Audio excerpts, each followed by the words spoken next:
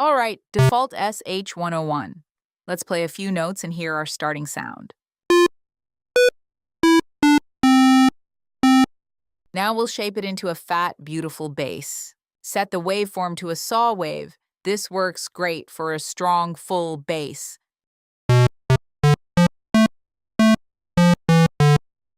Now turn the sub oscillator all the way up to the maximum. This gives the bass a really deep, powerful low end.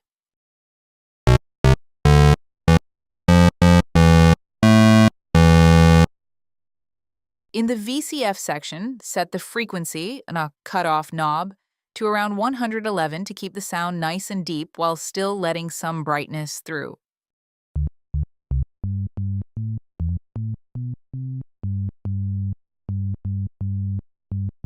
Then set the envelope amount to about 20. This adds just a bit of movement and punch to the filter without making it too aggressive.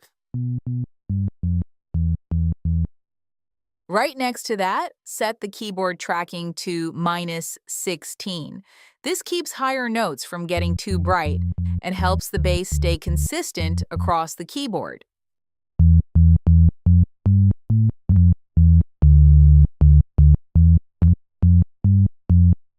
Set the attack to 0 so the sound starts instantly with a sharp, punchy onset.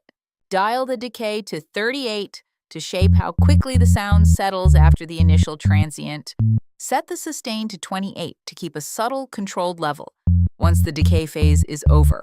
Adjust the release to 163 so the sound gently trails off after you release the key. Now back to Cubase. First, click the instrument track so it's selected. Now at the top toolbar, select the Draw tool. Then go to the very beginning of the timeline and click into it with the mouse to start drawing. Quantize is set to 1/8 and the tempo is at 130 beats per minute.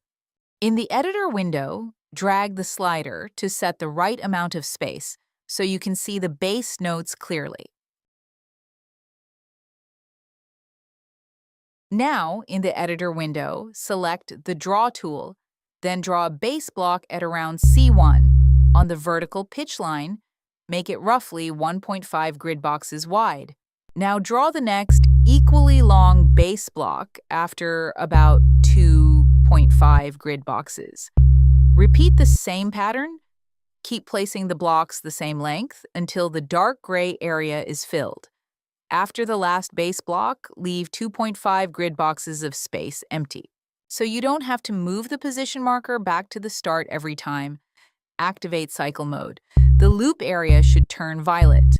Okay, the speed is a bit too slow, so we'll reduce the distance between the basses from 2.5 grid boxes to 1 grid box, and we'll change the length of each bass block to 1 grid box as well.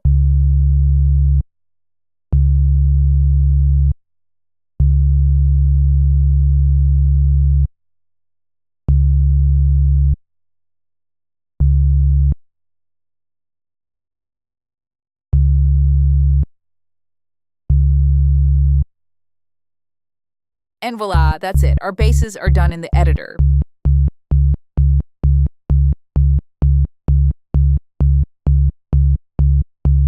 Now I'll quickly show you how to change the height of the basses in the editor.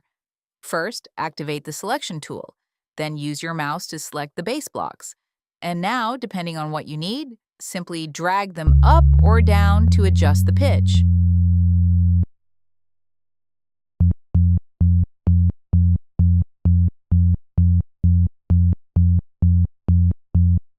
By the way, you can also extend the entire bass block in the instrument track. Just click and drag the small square on the right side of the block to the right. I had so much fun making this. I'm already looking forward to the next Cubase tutorial video. See you in the next one!